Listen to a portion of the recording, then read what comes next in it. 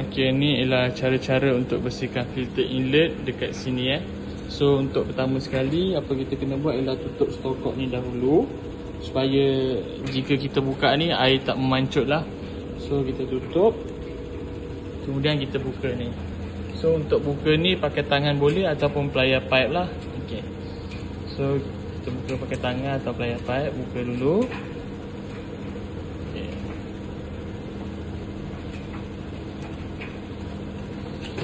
So selepas dibuka, ini ialah filter dia je. Filter dia lah.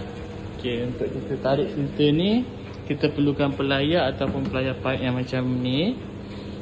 Kemudian kita tarik dia.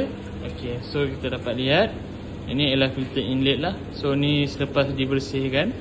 Kalau belum dibersihkan, boleh lihat lah pasir-pasir yang melekat dekat filter ni, yang menyebabkan air masuk agak slow. So sebab tu masa akan jadi lama lah. So selepas dibersihkan, kemudian masuk balik dekat tempat dia, ditekan ke dalam sikit. Okay. Kemudian kita pasang balik hose yang kita cabut tu lah. Okay.